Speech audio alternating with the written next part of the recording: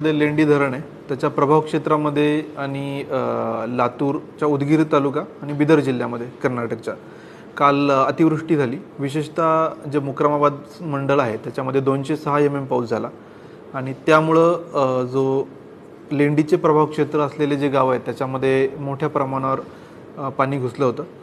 त्यामध्ये majorly affected जे गाव होते त्यामध्ये रावणगाव, हसनाळ, भिंगोली होतं आणि त्यानंतर भासवाडी होतं. यामध्ये 225 नागरिक रावणगावमध्ये अडकले होते. हसनाळमध्ये 8 नागरिक एका बुरुजावर त्यांनी आश्रय घेतला होता. मशिदीवर रावणगावमध्ये 4 लोक अडकले होते. त्यानंतर झाडावर 8 नागरिक रावणगावमध्ये अडकले होते. भिंगोलीमध्ये साधारणतः 40 नागरिक होते. असं मोठ्या प्रमाणावर समस्या निर्माण झाल्या होत्या आणि पहाटेपासून मग रेव्हेन्यूची टीम, त्यानंतर SDRFची एक 45 जवानांची तुकडी 6 पासून या सगळ्या बचाव कार्यामध्ये आहे.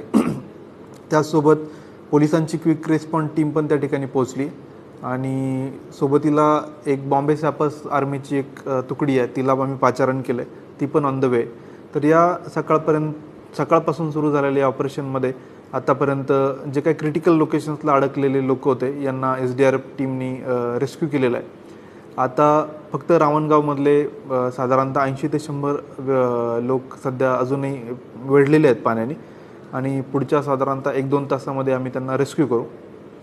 यामध्ये साधारणतः 5 लोक मिसिंग असल्याची कंप्लेंट आहे, त्यांचाही शोध चालू आहे.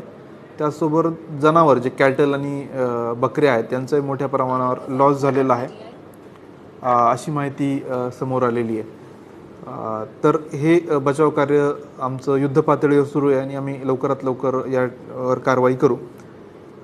दुसरीकडं आपल्याकडं आता विष्णुपुरी डॅम आहे, त्यामध्ये कॅचमेंटमधला पाऊस आणि विसर्ग दोन्ही पण वाढलेला आहे. विशेषतः आपले जे वरच्या भागातले जे धरणं आहेत, सिद्धेश्वर आहे, येलदरी आहेत, हे पण भरलेले आणि तिथला विसर्ग पण वाढलेला आहे. त्यामुळे पर्यायाने आपण ऑलरेडी विष्णुपुरीचे 8 गेट ओपन केलेले आहेत. 94,000 इतका विसर्ग आहे, तो पण आपल्याला इमिडिएटली वाढवावा लागणार आहे. तत्काळ तो 1.25 लाखचा करायला लागणार आहे.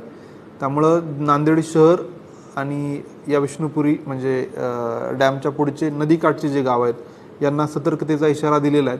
आपण सतर्क राहावं. जे आपल्याला मेसेज येत आहेत प्रशासनाकडून त्यावर लक्ष ठेवावं आणि त्या पद्धतीने प्रशासनाला सहकार्य करावं. कुठल्याही अत्यंत महत्त्वाच्या कामाशिवाय घराबाहेर पडू नये, हा सगळ्यांना माझं आव्हान आहे. त्याचसोबत जे